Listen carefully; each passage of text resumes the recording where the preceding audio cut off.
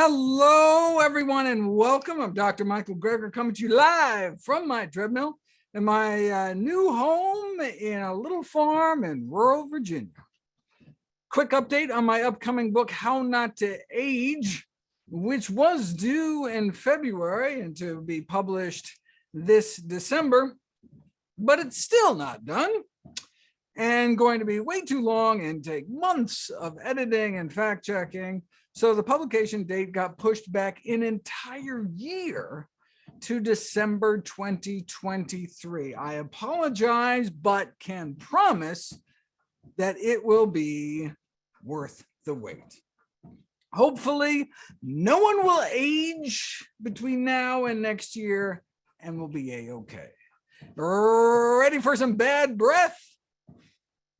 First, some housekeeping logistics. As I mentioned last time, Zoom changed the default view so that when the videos are playing and you want to maximize the video, there's a little gray vertical bar between the video and the panelists that you can click and drag over, or you can click on view in the upper right to maximize the video. If at any time you run into technical difficulties, there are live chat Zoom staff standing by. I will paste that link should you ever need it in the chat.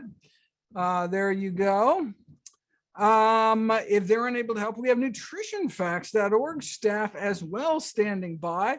And let me paste that email into the chat box as I do every time. Please reserve the Q&A button you see in the Zoom window there to ask content questions. Today's webinar is only 90 minutes long, but I've reserved some time for Q&A at the end. But feel free to add your questions, the Q&A throughout the webinar by clicking the Q&A button, and the Nutrition Facts team will compile them all to be answered at the end. You don't have to worry about taking notes or anything, because after the webinar is over, we're not only going to send you a full recording of it, but also a free link to download all the videos in high def so you can see the videos in their full definition, resolution, glory. All right, let us start with a video entitled How to Treat Tongue Coating Associated Halitosis, Bad Breath, Naturally. It starts with a nice introduction to the topic, answering the question, where does bad breath come from, so we can treat the cause and not just cover it up with breath mints or something. All right, let's do this.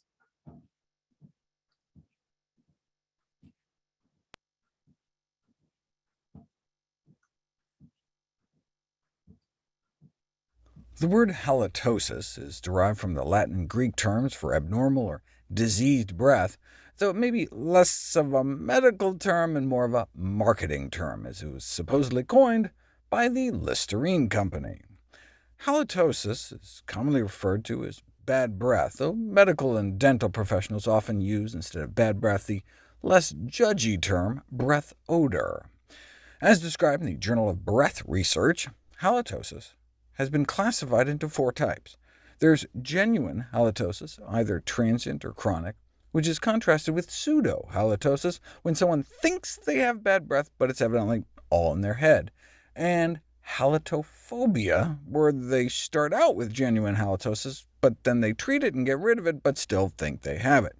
These are rare, though. The vast majority of cases are IOH, which stands for intraoral halitosis, bad breath arising from inside the mouth, as opposed to lungs or stomach, and not just anywhere in the mouth, but specifically, in most cases, apparently coming off the coating on the tongue.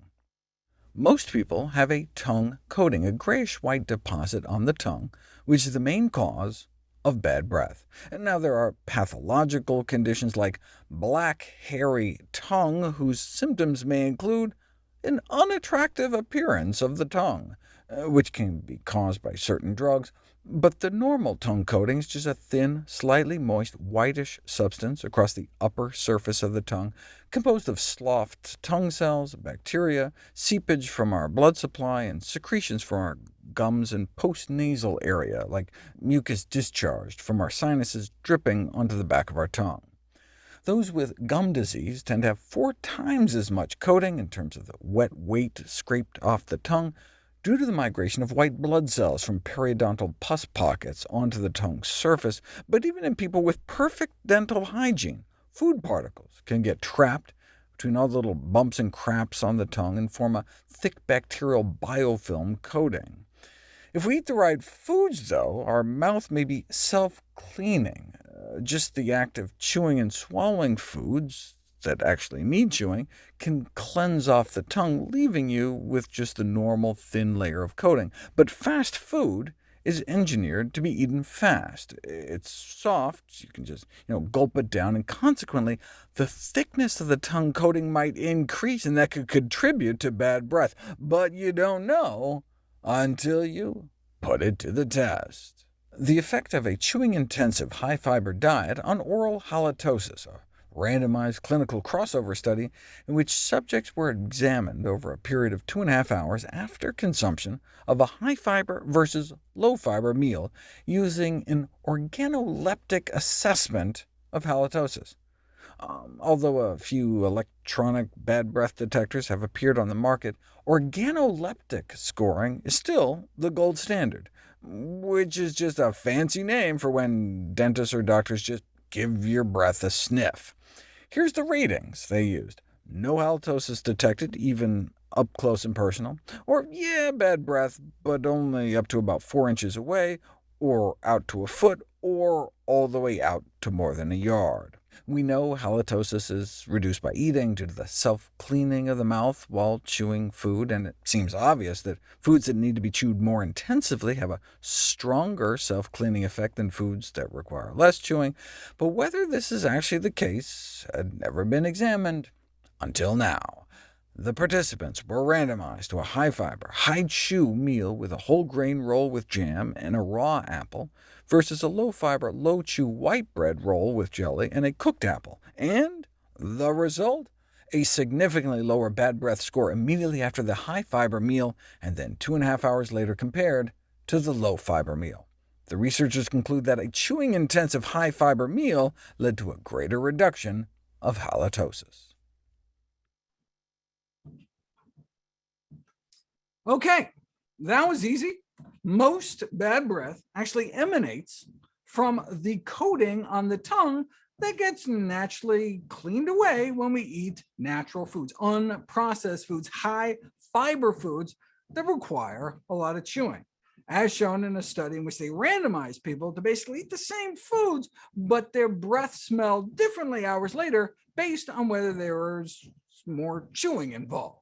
Okay, so that was kind of the beginner's level introduction, where most bad breath comes from, and some simple, common sense, actionable advice on how to cut it down. Okay, now let's take it to the next level and acquire a more finely tuned understanding of dietary approaches to bad breath beyond the simple kind of physical bulldozer approach, with a video entitled "The Best Diet for Bad Breath."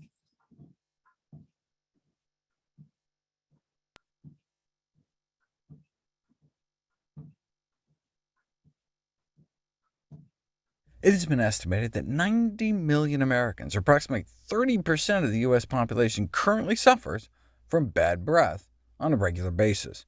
And for those of you thinking, phew, I'm glad I'm not one of those, it is believed that people with bad breath can't actually smell the odor coming out of their own mouth. Maybe this is because they're used to it, or it's because when you sniff, you're breathing air from below rather than in front, where you're exhaling. Either way, the mouth air of chronic malodor sufferers is tainted with compounds such as hydrogen sulfide, which produce a stream of foul air that can be gravely offensive to the people in their vicinity. The characteristic smells in halitosis include compounds that smell like feces, like scatol, the rotten egg gas hydrogen sulfide, a corpse-like aroma from cadaverine, a sweaty feet compound, putrescine for the smell of decaying meat, rotten cabbage, rotten fish, pea, apples don't sound so bad, and I don't even know what squashed bedbugs smell like. But the major compounds that contribute to oral malodor are the VSCs, The volatile sulfur compounds, such as hydrogen sulfide, bacteria in our mouth, predominantly on our tongue, have the capacity to produce these odorous sulfur compounds through putrefaction of sulfur-containing proteins. OK, so what can we do about it?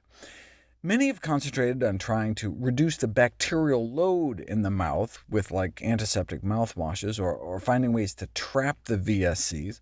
Mechanically, you can disrupt the biofilm of bacteria on the tongue, with various tongue scraping techniques, though tongue cleaning seems to work more through reducing the substrates for putrefaction rather than the bacteria themselves. OK, but if the substrates for VSC production are the sulfur-containing amino acids, and the sulfur-containing amino acids are derived mainly from animal protein, meat and dairy, what about using a dietary approach? The VSCs from animal protein may actually explain why carnivore poop smells so much different than herbivore poop. And indeed, limiting the amount of consumed proteins may significantly reduce fetor ex ore, from the Latin meaning stench mouth. The reason they add fats and alcohol is that they can both cause relaxation of the lower esophageal sphincter. Normally, the only time you exhale odors from your stomach is when you burp, because the sphincter at the top of the stomach prevents stuff from backing up, but alcohol or a fat-rich diet increases the relaxation of that sphincter, which further increases the risk and severity of bad breath. But most cases of halitosis occur due to the decay of food residues in the mouth by the bacteria that decompose proteins and amino acids and produces the volatile sulfur compounds. So the treatment of oral halitosis should involve not just professional advice on oral hygiene, but also diet. Dairy proteins, for example, are known to break down in the mouth, leading to the release of amino acids that are rich in sulfur. Dairy products are rich sources of the milk protein casein, and casein is rich in the sulfur-containing amino acid cysteine, which is a precursor to the formation of the rotten egg gas hydrogen sulfide in the oral cavity. In fact, that's how you can test people for bad breath. Cysteine challenge testing. Just have people swish their mouth with it. When cysteine is degraded, not only do you get the hydrogen sulfide, which comprises a large part of the bad breath bouquet, but you get sulfhydryl anions that favor the growth of the very bacteria within the mouth responsible for the protein putrefaction that's central to the production of oral malodor in the first place, and to the development of gum disease. So it's not just a 1-2 punch, but a triple threat. Bad breath isn't just some aesthetic issue. These volatile sulfur compounds can be toxic to the gums, even at extremely low concentrations. Hydrogen sulfide reacts with collagen and can alter the protein structure, thereby rendering your gums and jaw more susceptible to destruction. Then you can develop these pockets of putrid pus that can lead to more halitosis. The periodontal pockets are the second main source of the volatile sulfur compounds. Even people with mild periodontitis may have twice the risk of reporting bad breath. Finally, let me touch on the role diet has in so-called extra-oral halitosis, bad breath that doesn't originate in the mouth. There are lots of drugs that can do it, including dietary supplements like fish oil, but there's another way people can smell fishy: trimethylamine. Trimethylamine-urea is one of the largest causes for undiagnosed body odor. It's when you can't sufficiently metabolize a malodorous compound called trimethylamine, which is formed in your gut when you eat lots of choline.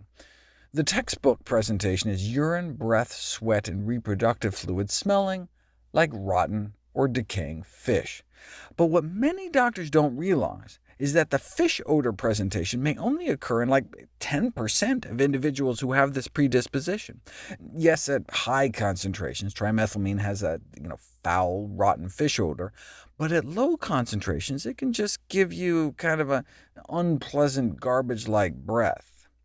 And because there are so many foods that are rich in choline, like the fact that there are eggs found in so many foods, you may not make the connection between your diet and your body odor. But you can always try cutting out foods like egg yolks for a few weeks and see if you smell any better. Okay, wow, that was a lot packed into a single video there, but all centered around the theme, which is treat the cause. Whether it's the volatile sulfur compounds, primarily from the breakdown of animal products, or the trimethylamine, also from animal products. Now, the trimethylamine effect is genetic.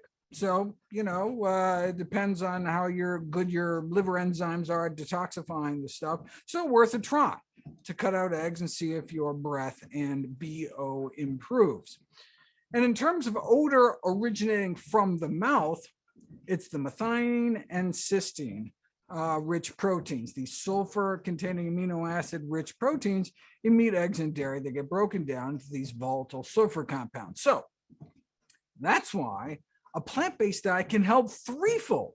Less trimethylamine, that's number one. And number two, reducing animal protein intake reduces the amount of sulfur containing tongue coating food particles. And then three, from the last video, the high fiber of unprocessed plant foods helps scrape it away. Okay, well, what about a more direct approach at scraping using a tongue scraper? Well, that's what we'll turn to next with a video entitled Tongue Scraper Effects on Plaque, Gingivitis, and Cavities. Foods, like almost fast food is designed so you can... Sorry. There we go. Where are we? Here we go. Let's get that to the beginning and go. So you can gulp it down. In my last video series on halitosis, I explored the benefits of eating a high-fiber diet for causing a reduction of halitosis. This effect is thought to be due to the self-cleaning of the mouth while chewing food. However, soft foods, like how most fast food is designed so you can gulp it down, do not sufficiently scrape at the coating on your tongue, and so you can be left with a tongue coating, a whitish-gray layer of debris and microorganisms, particularly towards the back of your tongue. During the putrefaction of debris on the tongue, volatile sulfur compounds are created, like the rotten egg gas hydrogen sulfide. This putrefaction process may be responsible for up to 90% of bad breath. I did a video on dietary tweaks to lessen the formation of these compounds in the first place, but if you're unwilling or unable to change your diet, natural self-cleaning mechanisms might not necessarily remove the tongue coating if it's really thick, in which case mechanical tongue cleaning can remove debris, but often tongue cleaning is not considered a routine part of oral hygiene. Should it be? Let's find out. Unless you have some pocket of pus from like periodontal disease, the most likely source of bad breath is the surface of your tongue. And it's not like there's one bad actor bacteria. Dozens of different bacteria can produce the same volatile sulfur compounds from the sulfur-containing amino acids concentrated in animal protein. That's why probiotics may fail to change the emissions. In fact, if you compare the tongue microbiome in healthy subjects versus those with bad breath, they have almost the same bacterial composition. So it may be less which type of bacteria you have on your tongue, and more the sheer quantity of how many bacteria you have living there. Population studies suggest that the use of tongue scrapers is associated with less severe symptoms of halitosis, but maybe those who use tongue scrapers are also more scrupulous about oral hygiene in other ways. The only way to know for sure is to put it to the test. First, though, some background. Tongue scraping and brushing have been practiced for centuries in many continents around the world, but has been almost unknown elsewhere. Why clean your tongue? Asked this editorial in the Journal of the American Dental Association. Dentists, hygienists, and manufacturers of toothpaste, toothbrushes, and floss have long emphasized the need to remove dental plaque from your teeth to prevent cavities. But why do so many Americans produce two immaculate shining rows of teeth separated by an organ covered with millions of microorganisms emitting a strong malodor? First of all, though, what might be the effect of tongue brushing on formation of dental plaque? Like if you stop brushing your teeth completely, would it matter if you brush your tongue? No. Stop brushing your teeth and the plaque builds up either way. Yeah, but what if you continue brushing, but just add tongue brushing along with tooth brushing? No effect on the buildup of plaque on your teeth, suggesting that the majority of the important plaque-forming bacteria might not originate from the tongue. though another reason for not finding an effective tongue brushing on plaque formation may be that brushing of the back of the tongue is difficult because it can make you gag. What about gingivitis, gum inflammation? Those who clean their tongues tended to have less bleeding on probing, suggesting healthier gums, but you don't really know if it's cause and effect until you put it to the test. A randomized, controlled clinical trial tongue scraping versus no tongue scraping, and it made no significant difference. What about tongue scraping as a means to reduce the acid-producing bacteria that cause cavities, called strep mutans? This study showed a beneficial effect compared to using Listerine brand oral care strips or saltwater rinses, but this other study found no significant effect. Maybe the population of bacteria is just so large that scraping removed only a small portion, or maybe it's like sweeping a rug where you're just kind of moving stuff around. The bottom line is that studies investigating the role of tongue brushing in plaque accumulation or gum inflammation show conflicting results, and so on the basis of the medical research, there appears to be no data that justify the necessity to clean the tongue on a regular basis. But the one exception would be oral malodor. It works for combating bad breath, which we'll explore next. The nice thing about these webinars is that when I end with a cliffhanger, I go right to the next video, so you don't have to wait. So, should we join the rest of the world that's been tongue scraping and brushing for centuries, or is it like that oil pulling where the risks outweigh the benefits? Oil pulling is when you swish oil between your teeth. I did a series of videos about it, already up on NutritionFacts.org. And bottom line, don't do it. You don't even have to watch the videos, just don't do it. Since you can accidentally breathe oil into your lungs and get something called lipoid pneumonia. It's the same reason that you shouldn't put Vaseline inside your nostrils, because then when you lie back at night, the oil, then the liquid Vaseline at room temperature then drips down into your lungs. Anyway, is tongue scraping legit? No benefit for plaque or gum disease or cavities, but sounding like there may be a benefit for bad breath. Let's look at the data in my next video, tongue scraping versus tongue brushing for bad breath.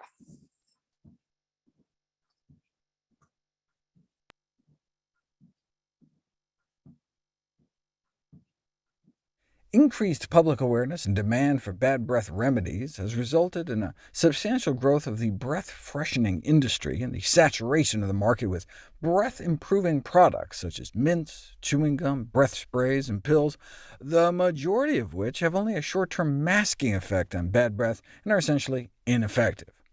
Well, what can we do? Could it be as simple as swishing with some water? Take morning breath. Malodorous breath upon wakening after a night's sleep is a common condition known as morning bad breath.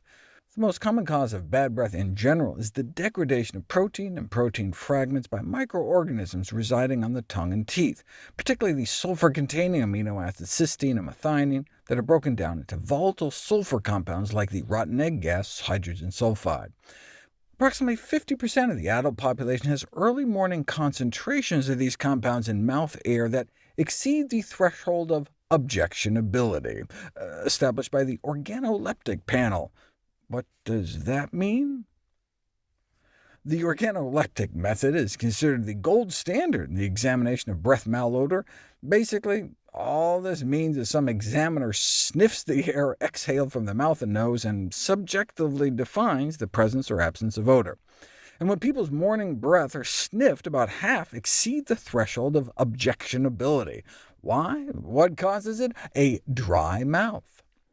Low salivary flow, particularly during the night, creates like a stagnant pond effect, favorable for bacterial proliferation and putrefaction. And so to reduce morning bad breath, you may read suggestions that rinsing with or drinking water upon wakening is effective, but you don't know until you put it to the test. The effect of water on morning bad breath, a randomized clinical trial. One group was randomized to rinse their mouths with a tablespoon of water, and the other to drink about a cup. And They both worked, significantly improving bad breath, with no apparent differences between them, though they didn't have a control group, and it would have been interesting to see how much their breath improved just being awake with their normal salivary flow.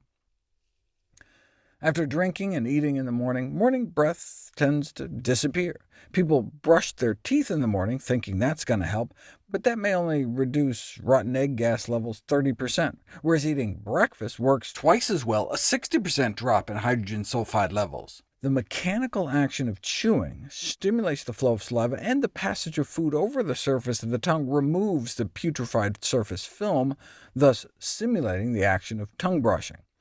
Well, if it's a matter of the amount of tongue coating there is, how about actively brushing your tongue like you would your teeth? And you get close to a 70% drop, suggesting the tongue is the major source of the stinky gases. Other studies, though, show no benefit to tongue brushing on oral odor in both adults and children. The researchers suggest maybe the gag reflex kept people from doing a better job. What about tongue scraping? In this study, they compared toothbrushing, brushing plus flossing, brushing plus scraping, or all three. They found that adding flossing didn't really seem to affect morning breath, and that tongue scraping won the day against toothbrushing, suggesting that tongue cleaning may be the most important hygienic procedure to reduce morning bad breath. This is not to suggest toothbrushing doesn't help with bad breath.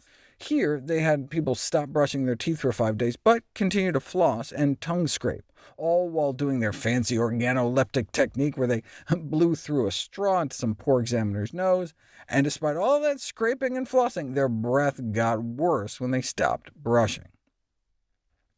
What about tongue brushing versus tongue scraping? Researchers compiled all the randomized control trials comparing different methods of tongue cleaning to reduce mouth odor in adults with halitosis, and the tongue scraping was found to be slightly more effective than tongue brushing. Perhaps the fact that the width of a toothbrush is smaller than the width of a regular tongue scraper might make it less effective in removing loosened debris from the tongue. When you think about waking up next to the love of your life, I'm sure you're not thinking of phrases like putrefied surface film or stagnant pond effect. But all you have to do, it seems, is sip some water to just help get the juices flowing again. And then breakfast, toothbrushing, and then tongue scraping can also help with morning breath, with tongue scraping beating out tongue brushing. Okay, now, so before you run out and buy one, not that anyone really runs out and buys anything anymore, so before you go online and click to buy one, the title of the next video sounds kind of ominous. Do tongue scrapers cause cancer? Question mark. Now imagine if you were just watching this on NutritionFacts.org and had to wait over the weekend or something to get the answer, but you are going to see it all right now.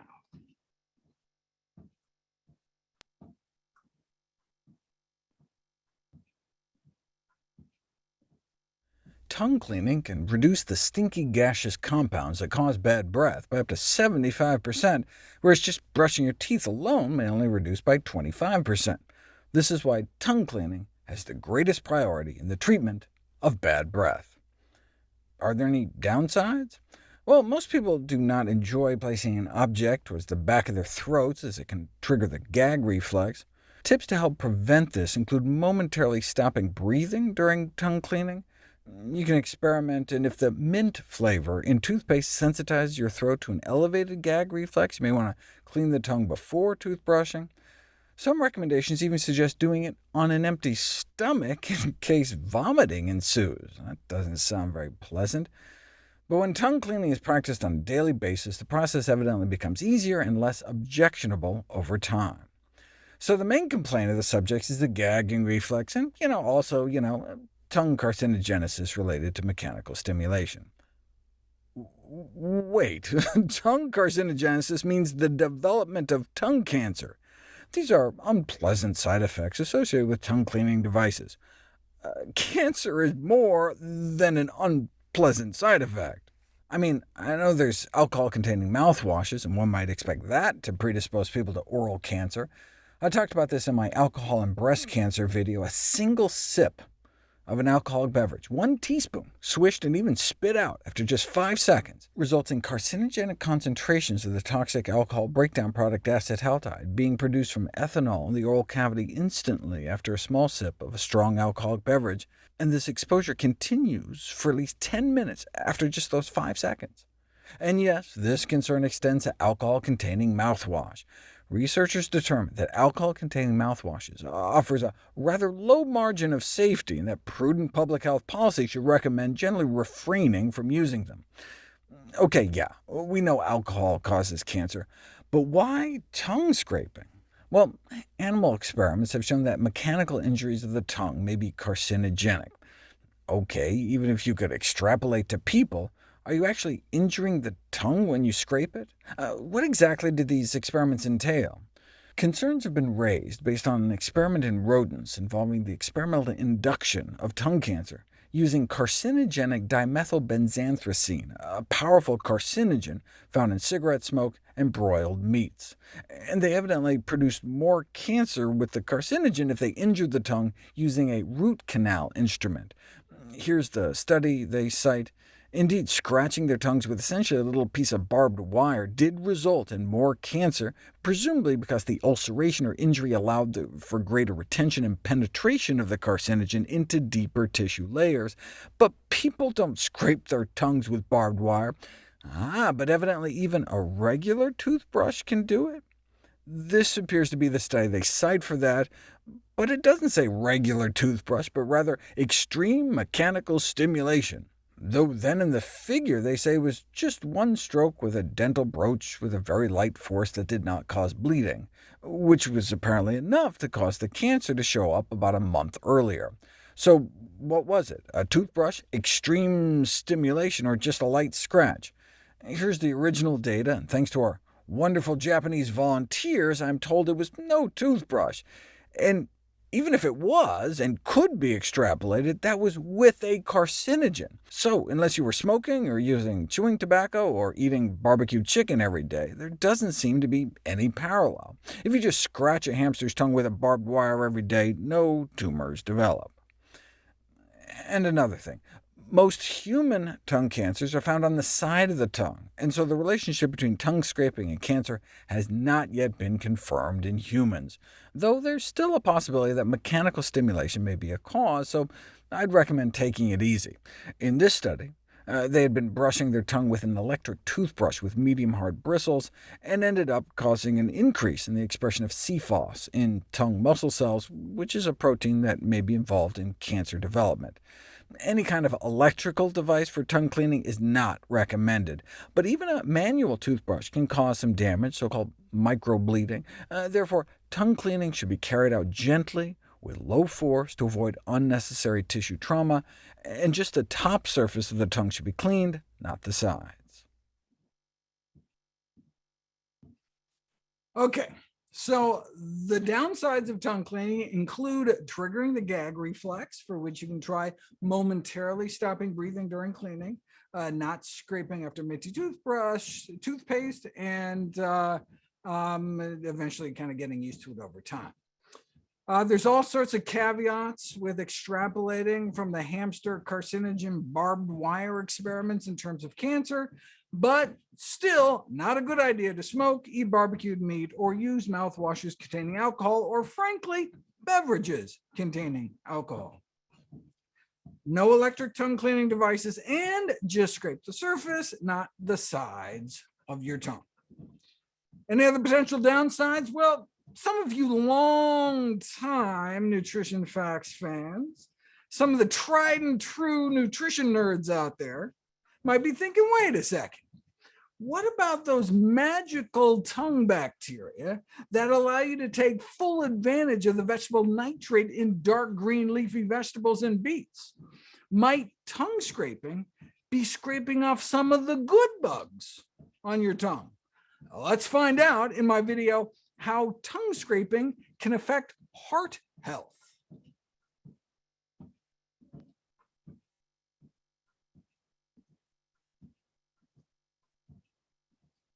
The human mouth is an important habitat for microbes, harboring up to 10 billion bacteria. And no wonder. It's all warm and moist, providing a suitable environment for bacterial growth, some of which are actually beneficial. For example, it's widely recognized that dietary nitrate affords cardiovascular protection by turning into nitric oxide. And guess what contributes to the generation of nitric oxide? Our oral microbiome. First, we eat nitrate-rich vegetables like dark green leafies and beets. The nitrate is then absorbed into our bloodstream, and our body then pulls it out of circulation to be concentrated in our salivary glands and secreted back into the oral cavity. Why? Because our body knows there are good bacteria on our tongue to tweak it, eventually resulting in the synthesis of the artery-protecting nitric oxide. We've got more than 1 billion people with high blood pressure, most of which is uncontrolled. As such, it's critical to optimize daily behaviors to support blood pressure regulation, and incorporating nitrate-rich foods may be an optimal strategy, as it supports opening of arteries via the enterosalivary pathway, the gut-saliva pathway, thanks to the friendly flora in our mouth. Dietary nitrate can provide sustained blood pressure lowering, and that starts with eating our greens. Leafy green vegetables contribute 80% of nitrate intake, but it doesn't matter how many greens we eat if we have oral dysbiosis, if we don't have the right tongue bugs to take advantage of them. How can you screw up your oral-friendly flora? By using an antiseptic mouthwash. Yeah, it can kill the bad bugs that cause plaque, but it can indiscriminately kill the good bugs too, and that can have systemic consequences. For example, studies show an increase in blood pressure following the use of antibacterial mouth rinses, because they reduce the protective bacteria in your mouth necessary for the nitric oxide pathway, a pathway that's vital to blood pressure regulation and overall cardiovascular health. Just a single week of antibacterial mouthwash use can cause a significant increase in blood pressure. And it's not just one study. All human studies done to date have revealed deleterious effects of antibacterial mouthwash. OK, so what about tongue cleaning, brushing your tongue, or using a tongue scraper? Regular tongue cleaning is recommended by the American Dental Association as a way to cut down on the bacteria on your tongue that cause bad breath, but if it wipes out those bacteria, might it wipe out the good ones too? It turns out tongue cleaning may give you the best of both worlds. Those who clean their tongue twice or more per day as part of their normal oral hygiene were more likely to have an increase in systolic blood pressure during use of the antibacterial mouthwash, suggesting they had more of the good bugs to kill.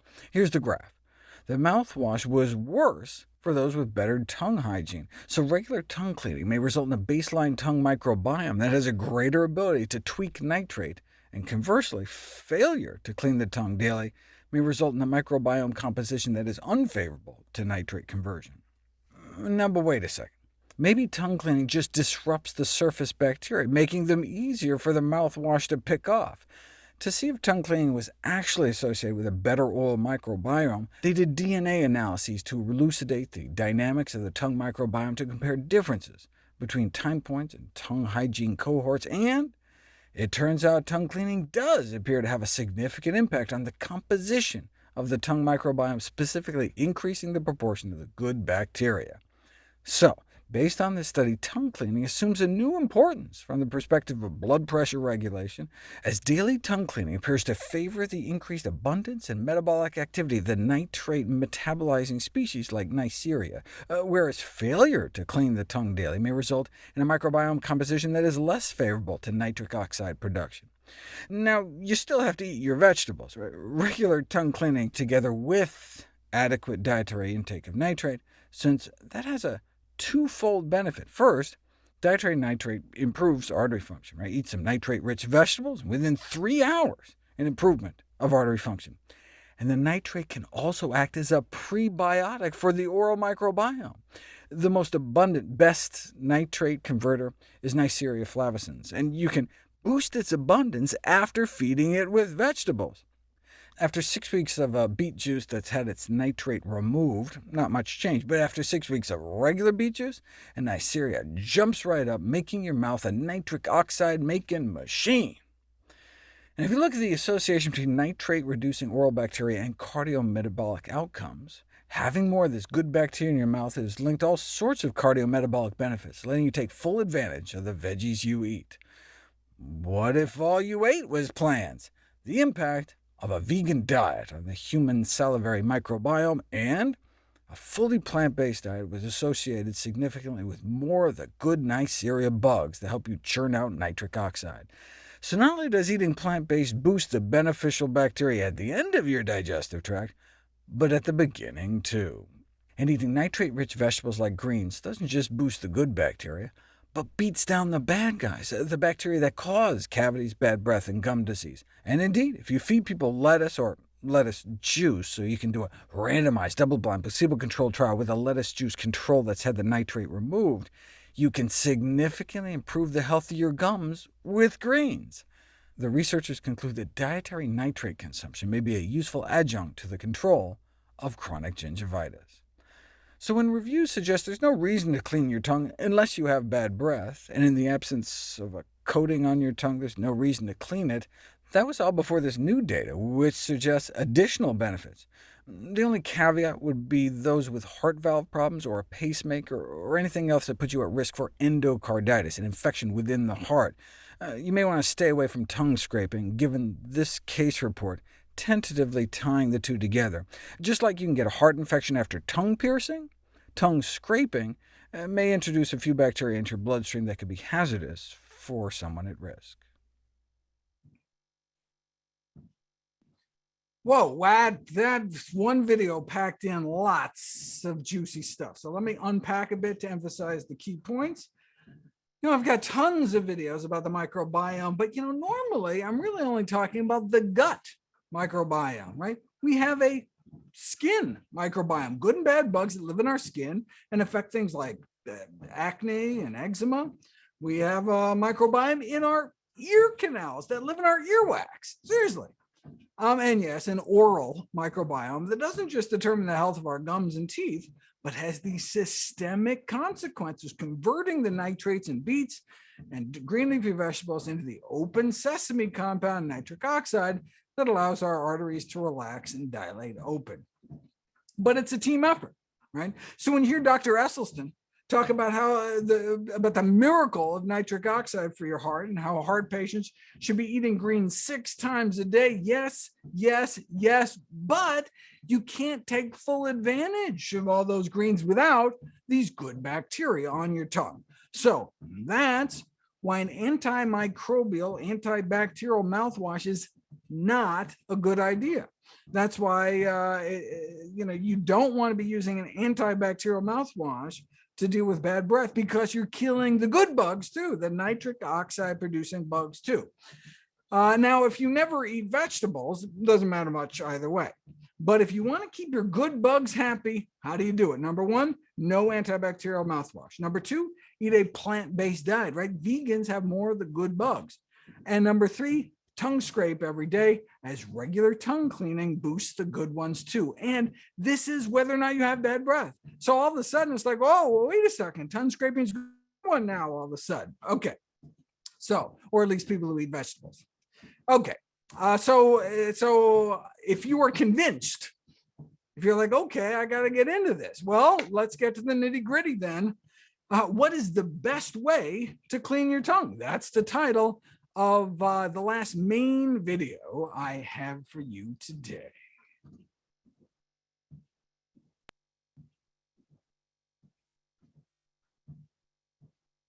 Previously, I've explored how tongue cleaning may be the best way to cut down on bad breath, and have the remarkable side benefit of potentially helping with blood pressure regulation, as daily tongue cleaning appears to favor the increased abundance and metabolic activity of the good bacteria on your tongue that help you make your body's natural artery dilator, nitric oxide. But there's another way tongue cleaning may improve your blood pressure. After 2 weeks of tongue cleaning, you can improve your sensitivity to tasting salt, and a follow-up study found that just a single cleaning can do it.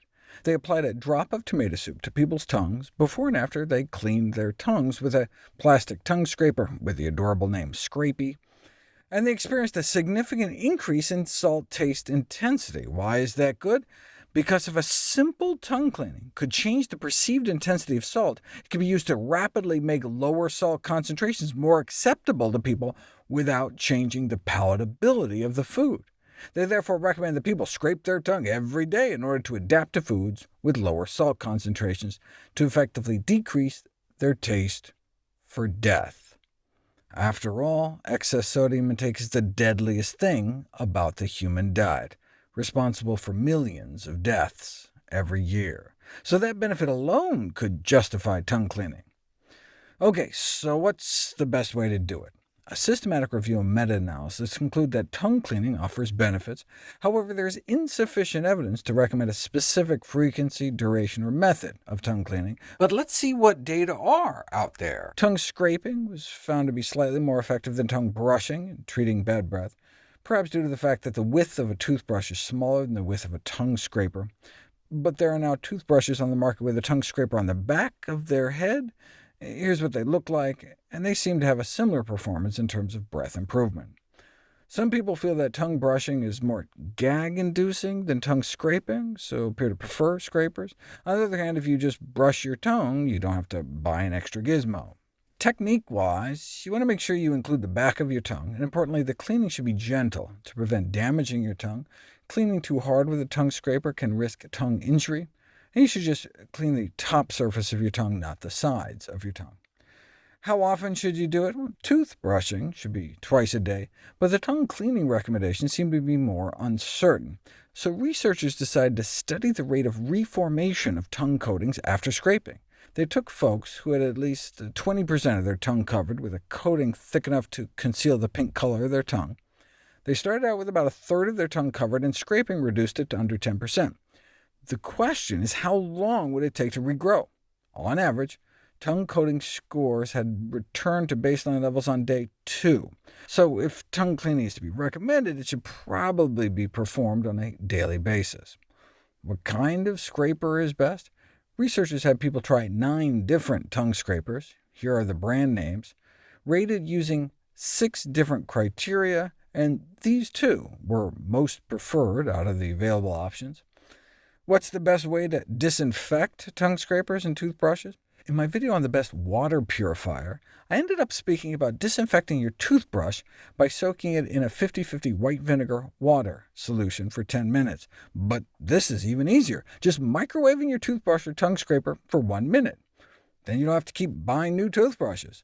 And it's interesting, we don't even know exactly why it works. Like, you'd think it's just heat sterilization, but there must be other factors, since I nuked my toothbrush for a minute and hardly even got warm. But it kills off the bacteria nonetheless.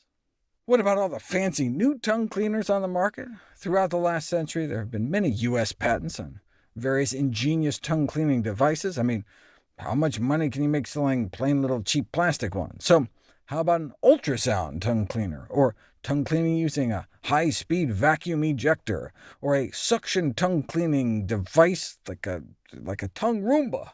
But alas, a consensus group of dental professionals say there's no evidence that substantiates the benefits of using any kind of electrical device to clean your tongue.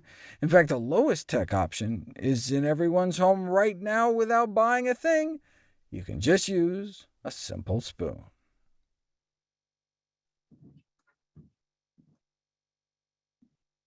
OK, let me reemphasize some of the main points there. If that increase in salt sensitivity was all tongue scraping did, then that alone is worth doing it.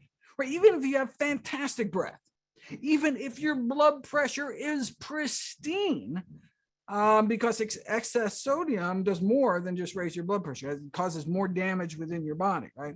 So anything you can do to make your food taste more salty so you'll put less on or eat less salty foods, the better.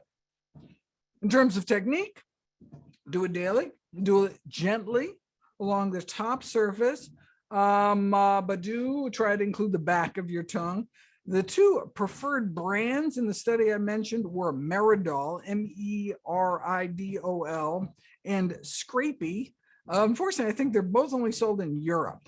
But as I said, you can just use a simple spoon and not buy anything. And in terms of sanitizing, without worrying about that vinegary aftertaste, Remember the microwave for 1 minute trick, and save yourself from having to keep buying toothbrushes. Though don't microwave metal spoons, please. Those are the main videos that I wanted to present to everyone. But before moving on to Q&A, I have two bonus videos for you. The first on a non-dietary contributor, stress.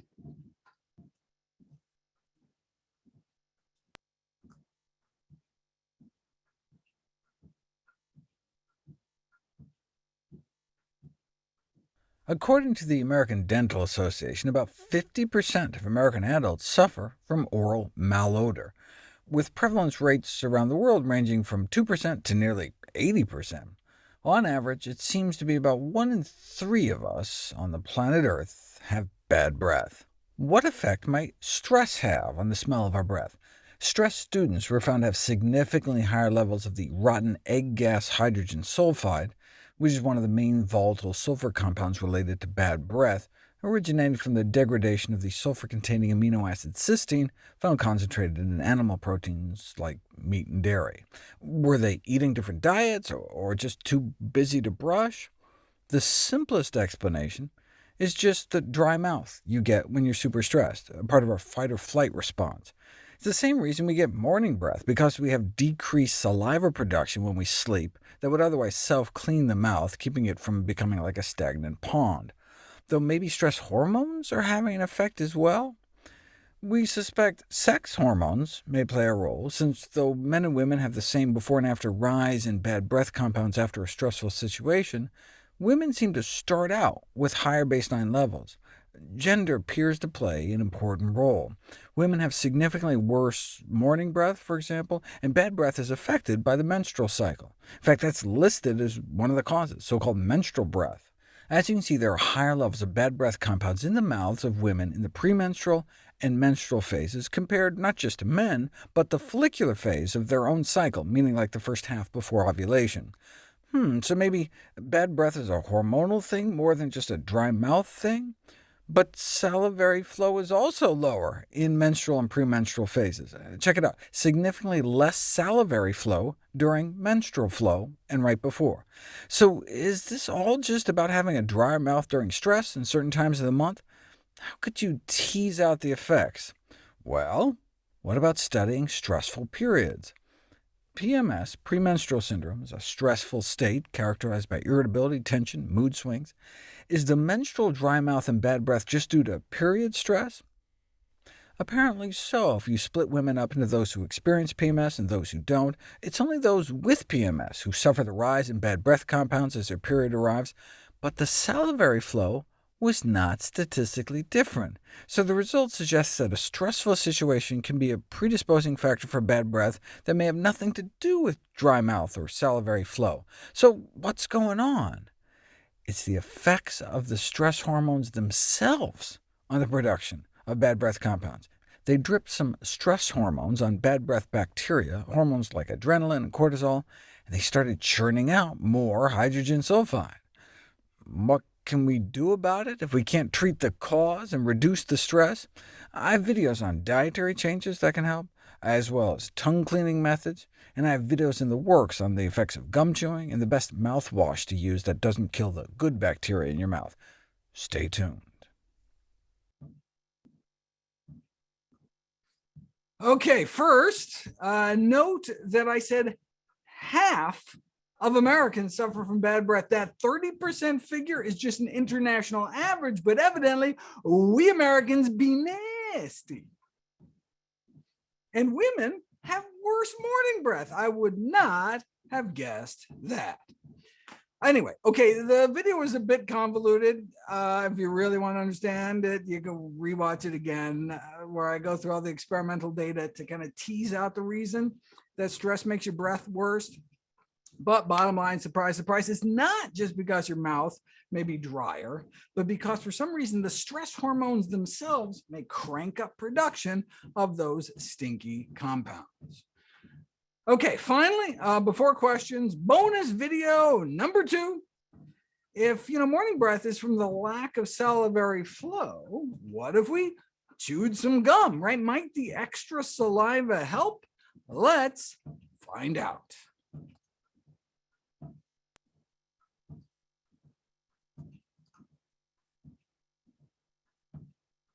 What is the impact of chewing gum on bad breath?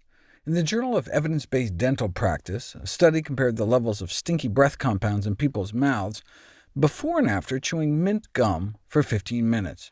And they found that chewing gum significantly decreased the levels of all of the volatile sulfur compounds they tested, reducing them all by about half, which they attribute to the effect that chewing gum has on salivation.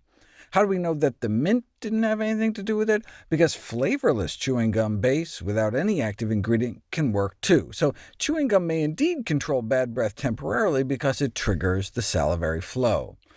That's thought to be why we wake up with morning breath, but it just goes away on its own, even if you don't brush your teeth or anything. Here's the levels of the stinky volatile sulfur compounds in people's breath right when they wake up, dropping even before they eat breakfast. That's because we have 1.5 liters, that's like 6 cups, of saliva bathing down our tongue daily. But the spigot is turned down at night, and bacteria grow in the stagnant puddle that is your nighttime mouth. Saliva works because of the simple fact that larger saliva volumes allow increased amounts of volatile sulfur compounds to enter solution. Instead of off-gassing, the gases dissolve in the fluid. This can also be accomplished by just drinking some water, or by using chewing gum, since that causes your mouth to water. Is there any flavor we can add that makes it work better?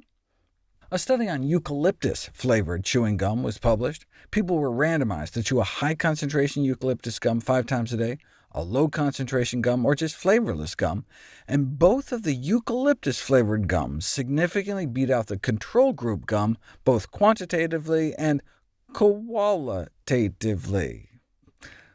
OK, but where are you going to find eucalyptus gum? What about the effect of cinnamon? Against one bad breath-associated bacteria, cinnamon oil kicked tush, suggesting it's a promising substance to incorporate into oral hygiene products for controlling bad breath. But it utterly failed to control 4 other types of bad breath bacteria. These studies were all just done in petri dishes, though. You don't really know if cinnamon-flavored gum would help with bad breath until you put it to the test. The short-term germ-killing effect of sugar-sweetened cinnamon chewing gum on bacteria associated with bad breath, and the researchers conclude that commercially available sugar-sweetened cinnamon chewing gum may indeed benefit bad breath, but if you look at the actual data, the same gum without cinnamon oil did no different than the gum with cinnamon oil. Why were they so eager to spin the results to suggest some sort of unique benefit? Perhaps because the study was funded by Wrigley. Bottom line, gum chewing per se is considered to be helpful in reducing bad breath by stimulating saliva flow and mechanical cleansing, even if there's no quote-unquote active ingredients in it. 6 cups of saliva a day, and more if you're chewing gum, which helps keep those sulfur compounds in solution, so then you swallow them instead of breathing them out. All right, Q&A time. Looks like we're going to have a full half an hour to get to any of your questions. Let me just give Nutrition Facts staff 5 minutes to compile the most commonly asked questions, so I can get please as many people as possible in terms of getting their questions answered. And then we will be right back.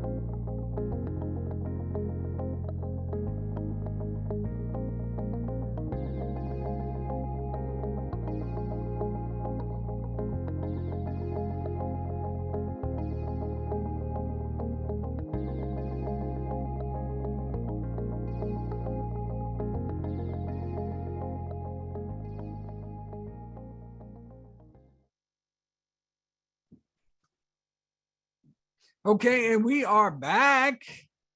All right, we've got a whole nice list of questions here. Keep them coming. If you remember, last time I almost ran, I think I got like to the last common question last webinar right before it ended, and so we almost ran out. So don't want to run out of questions. So as I answer them, please keep churning away, and the Nutrition Facts staff will keep trying to add them on to the end of my list. Sometimes I take forever to answer questions. Sometimes I do them really quick and they're like scrambling to find more. So never hesitate to keep adding new questions. And we have a good 26 minutes. Let's do it. Okay. Do I have tips for type 2 diabetics and mouth care? There are mouth rinses available, but looking for a plant-based solution. Okay. Well, you nailed it, the plant-based solution. But you're absolutely right. Diabetics, both type 1 and type 2 diabetes, suffer from dry mouth. And so it's the dry mouth that results in that kind of a morning breath, stagnant pond effect. So what can we do? It also, so diabetics are more likely to get tooth decay and all sorts of stuff. So meticulous oral care. So basically everything I said in the video, but you just have to make sure to do it, right? And so the tongue scraping and the plant-based diet, for the triple fold effect of cutting down in terms of treating the cause. So tongue scraping every day to the toothbrushing, all that. Okay, so it's just even more important for diabetics to do it, not only for bad breath, but also for oral care in general. Next question I have on my list. And again, these questions are based which ones we pick are typically kind of the most common on-topic questions that are asked. Should I ever run out of on-topic questions, be happy to answer questions about anything, but while we'll save those for my Q&As normally, where I just answer any questions. Okay. Is it possible to replenish beneficial bacteria after years of daily mouthwash? Okay, so first of all, to be clear, we're just talking about antibacterial mouthwash. There's some mouthwashes that are just kind of flavored water and not actually killing your good bacteria.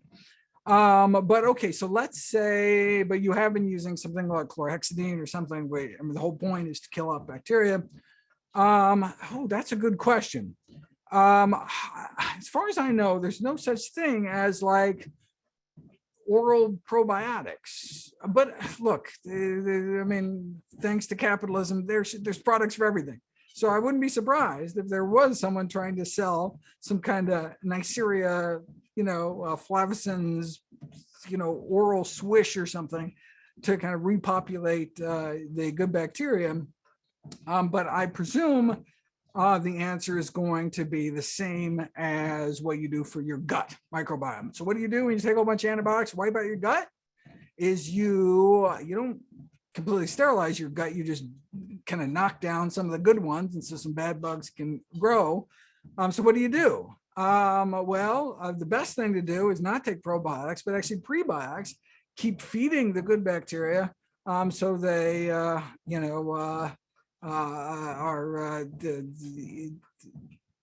multiply and repopulate your gut.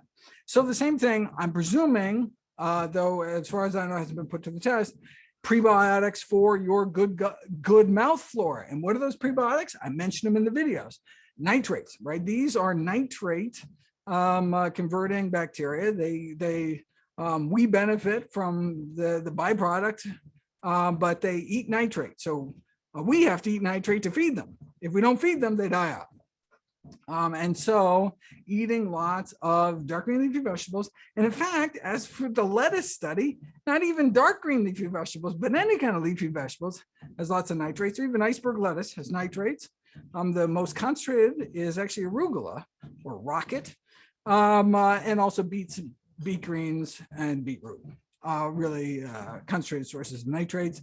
So that would be the best thing to do to simulate the growth of the good bugs that you do still have, hopefully, even despite years of batting them down with mouthwash. Now you think, well, wait a second, didn't I kill them all? Well, if you killed them all, you wouldn't have to do mouthwash for years, right? So the mouthwash doesn't kill them all, but it kind of knocks them down. And so that's why you keep doing it every single day. And so you just got to stop knocking them down, feed the good ones, and you should be good to go. Again, that's theory, because I haven't seen any studies on it, but that would be my recommendation. Okay. Is the mouthwash containing stabilized chlorine dioxide harmful to good bacteria on your tongue? What about hydrogen peroxide mouthwash? Both of those are antibacterial mouthwashes. And so I would presume would hurt the good bugs on your tongue, which are critical for taking advantage of vegetables. Okay, what are some good plant or natural replacements for toothpaste and mouthwash? If I don't want to use the ones with chemicals, I make a toothpaste with, this person makes their own toothpaste with coconut oil, cinnamon essential oil, bicarbonate of soda, and sea salt. Is the coconut oil bad if I swallow some? Is it affecting the lungs? Okay. Oh, lots of juicy questions here. Okay. So I did a whole series of videos on the healthiest type of toothpaste. Not just talking about staying away from triclosan, the antibacterial toothpaste, which I don't even think is legal anymore. So I was ahead of the curve on that. But also suggesting people with things like aphthous ulcers stay away from SLS, this foaming ingredient. And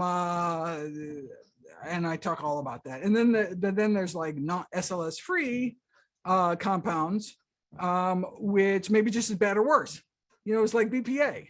So BPA is, freaked out customers, understandably. So the industry's like, no problem, well, no BPA free. But yeah, so they use BPX and all these other very similar compounds. So they could say BPA free, but no, they could be as bad or worse. Okay, so for those with kind of the sensitive mouth issues, like the aphthous ulcers, these little ulcers inside your lip, I would encourage people to just stay away from foaming toothpaste at all. The foaming action actually doesn't help make your teeth cleaner, just feels cleaner. People like the foam feeling. And so if you don't care, or if you'd rather have, not hurt your gums, then I would recommend a non-foaming toothpaste.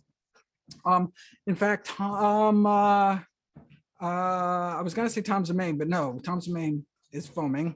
What's Bronner's, Dr. Bronner's. Dr. Bronner's, the one that makes the soap. It's like my favorite soap. Well, they just came out with toothpaste. And of course you never hear about it because they don't advertise on principle. So it's just kind of word of mouth. So here's my word of mouth. There's Dr. Bronner's toothpaste, and the cinnamon, it's really good. Non-foaming. So if you want a lot of foam, you're not going to get it. You can't do your like vampire impressions or your rabbit dog impressions. I guess vampires aren't very foamy. But it tastes like big red gum. Big red? Yeah. Oh, it's delicious. Anyway, so okay. Only problem is it doesn't have fluoride. So I would recommend using a fluoride-containing toothpaste. But if you want to use a non-fluoride, if you want a non-foaming toothpaste with fluoride, I don't even know if there is any on the market. You could use a Dr. Bronner's toothpaste with a fluoride mouth rinse or something, so you get the best of both worlds. Okay. Did I answer everything? I wouldn't worry about swallowing toothpaste. Little kids, you worry about swallowing toothpaste, but most people, that shouldn't be a problem. And shouldn't affect your lungs because you're not going to breathe it in. Okay. Is the product TheraBreath considered an antibacterial mouthwash? It is ADA approved. Well, ADA approves lots of antibacterial mouthwashes. I have no idea what TheraBreath is. Let's check it out. TheraBreath. Okay, what is TheraBreath? Let me see. I'm just trying to pull up an ingredients list. Mint flavored. Okay, ingredients. It's oxychlor compounds. Those are antibacterial compounds. Anything with like chlor in it, the chlorine is used to kill off bacteria, like chlorine bleach, that kind of thing. Okay, so I would presume that is an antibacterial. Anything that says kills the bugs that cause bad breath or something like that. Well, no, we don't want to kill them. We want to take away what they eat, which is the sulfur-containing amino acids, and we want to make sure they don't build up. And the substrates don't build up. So we scrape, we drink water, we eat fiber-containing foods, rather than trying to kill them off, because you can't kill off the good without hurting the bad. Well, there may be a way to do that, but I couldn't find a way. Okay. Similarly, is biotin okay to use versus antibacterial? Okay, let's do it again. What is biotin? These are all brand names I've never heard of. Just comes up with biotin. Oh, I think it auto spell corrected me. Not seeing biotin. If someone wants to look up biotin, let me know. Biotin, I'll try one more time. Ha! Oh, biotin. Okay, recommended for dry mouth. Okay, let's see what's in it. Oral rinse. Okay, water, glycerin, xylitol, sorbitol, propylene glycol, sodium benzoate. Yeah, yeah, it just looks like artificial saliva, basically. Sweet artificial saliva. So yeah, don't swallow it, but it doesn't look like contains any antibacterial anything. Okay, next up. Should we use old school toothbrushes for regular brushing instead of electrical toothbrushes? I have a video on that. I wonder if it's up already or it's coming up. Hold on. I think the tongue scraping is part of a whole dental series. Electric. Right now I'm on Nutrition Facts, searching for electric toothbrush. No, okay. You got some cool videos coming. Yeah, so I go through all the data on electrical versus regular toothbrushing, and it's very fascinating, and lots of spin on both sides, trying to say theirs is better, and oh, it's so cool. Anyway, bottom line, electrical toothbrush is better. I forget, there's all sorts of really cool minutia, but it's better, definitely better on a per second of use. The problem is, so when you randomize people to regular brushing or electric brushing, they use an electric toothbrush much less time-wise. So I don't know, 5 seconds and 20 seconds or whatever it is. But if you force them, if you do it in front of the researcher and you force them to brush for the same amount of time, electric toothbrushes kick regular toothbrushes tushes. So they're better, but they're not necessarily better if you don't do them as long. And I'll go through all that data to find out exactly how many seconds and stuff. But yeah, so electric is better. Anyway, in fact, it made me, after that series, I bought an electric toothbrush. They're super, I don't know why. I thought they would be expensive or something, but they're super cheap these days. And anyway, so yeah, so that was one of the videos that changed my day-to-day life, as so many videos do. That's why I do the videos. Okay, next up. Should we be brushing teeth before or after eating breakfast? I mean,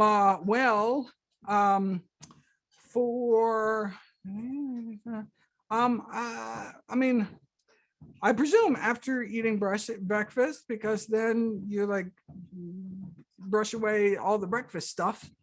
But I guess if you up for a couple hours before eating breakfast and you want to cut down on morning breath, well, brushing is one of the things that'll do that, and it'll get rid of the plaque buildup that you have. But if you get up and just eat breakfast, I might as well wait till after breakfast, particularly if you're eating something nasty like maple syrup or something sugary in your breakfast. Oh God, even worse, cereal, right? Sweetened cereal. In fact, I have a video. I know this one I think is already up, talking about it's like one of the worst things for your teeth are sweetened cereals, because they like stick to the teeth worse than things like raisins and stuff. And so you want to have a no added sugars cereal if you have a cereal. Oh, my favorite, granola. Didn't I tell everybody about granola? Just take some raw buckwheat groats, cook them for 5 minutes in Instapot, 1 to 2 with water, and then you put the microwave sweet potato so it's nice and mushy, and you mix that in, and then you just add a whole bunch of rolled oats and some cinnamon or pumpkin pie spice powder, and you bake it really low temp, like 250 degrees Fahrenheit, for 2-3 hours, and you have granola, no added sugar, delicious. My favorite breakfast these days. Okay, anyway. All right, how we doing? Okay, next. Dr. Law System posits that fluoride in mouthwash toothpaste may interfere with nitric oxide production. Do I agree? Isn't fluoride bad for the thyroid? Oh, fantastic question. I believe the fluoride, last time I talked to Eston about it, it was a theoretical concern. We didn't have data to suggest that it's bad.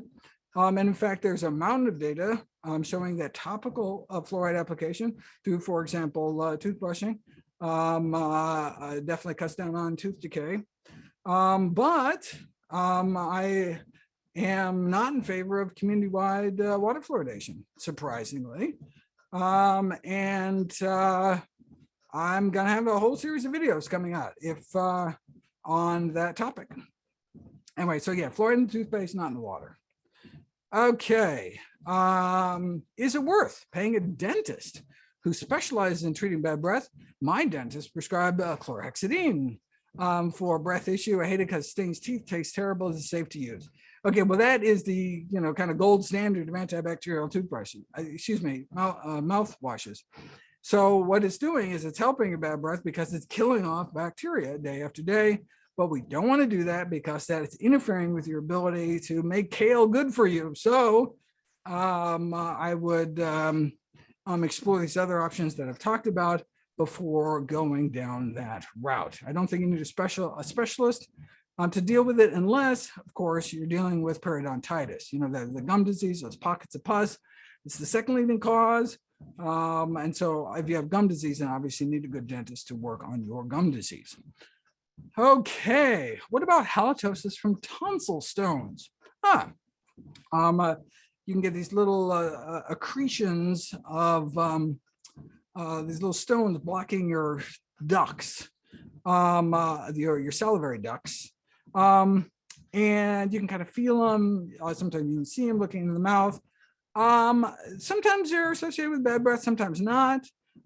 You'd presume there'd be some kind of stagnant pond effect if it was really blocking. Yeah, so you can get rid of tonsil stones, and there's lots of ways. I mean, normally they just kind of go away on their own. Yeah, I mean, there's this kind of, they're associated with bad breath, but I don't think that's actually ever been studied. And look, half of Americans have bad breath anyway, so they may just be making a connection and blaming it on the stones when it's more has to do with their diet and oral hygiene. Okay, are plastic scrapers or spoons better than metal spoons? What about copper tongue scrapers? Well, like anything in the world, when there's a cheap product works as well as anything expensive, well, there's going to be a million expensive knockoffs. It's like, like calcium supplements. So like calcium, right? Carbonate is like a typical calcium supplement. It's chalk, it's dirt cheap. So you can't make money selling chalk. So you have to make like coral calcium, make all these fancy claims about fancy calcium or fancy B12 or whatever, because no one can make money just selling the cheap stuff. And in many cases, it's all bunk or worse than the cheap alternative. And I would presume the same thing is here. I wouldn't spend more than a few bucks on a tongue scraper. You don't have to spend any money whatsoever. You can just use a spoon.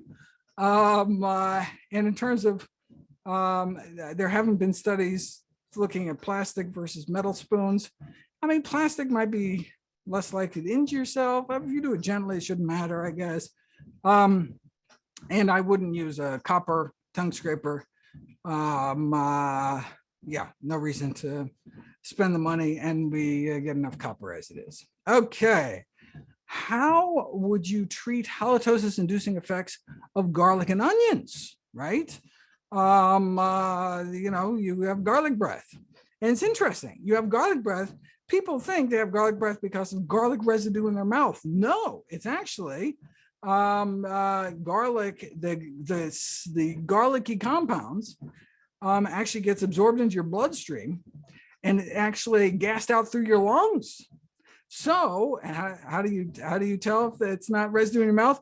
Rectal garlic suppositories. Don't try this at home, but in a research setting, you can stick garlic up people's the other way and get garlic breath because it's coming out of your lungs, not out of your mouth. Oh, isn't that cool? Okay. So how do you keep it from coming out of your lungs? Well, you don't eat it, but that's not the way what to do because those are super healthy compounds. So eat your garlic and suck it up as far as I'm concerned, or tell people around you to suck it up. I don't know. I feel bad. Sometimes on flights, I have these really garlicky kale chips that I eat, but it's healthy for you. So I would not cut out healthy foods. But it's not like you can just kind of rinse your mouth because it's coming out of your lungs, but that's good. It's fighting off all sorts of good things. You want those garlic compounds circulating throughout your bodies. What are you going to do? All right. Okay. How are we doing? We're doing close. Okay. There was a bunch of questions. Let me see if I can do some rapid fire on causes of bad breath. Can food allergies cause bad breath? And not something I ran across in all my bad breath research. Doesn't mean it's not true, but not something that came up. Does Helicobacter pylori in the stomach cause bad breath? Well, it causes stomach ulcers and intestinal ulcers. That's reason enough to get rid of H. pylori. I don't know if it's associated with bad breath. What effect does eating late for going to bed have on bad breath? Well, I guess it can make you burp and give you gastric reflux, and that can cause an odor. But eating late isn't good cardiometabolically anyway, for reasons I talk about in my chronobiology chapter of my book, How Not to Diet, which you can get at your local public library if you're interested in that. In the science of circadian rhythms, we should not be eating after dark if we can help it for other reasons, independent from bad breath. Okay, what about connections with these foods and bad breath? Coffee, acidic foods, hot peppers, and hot sauces.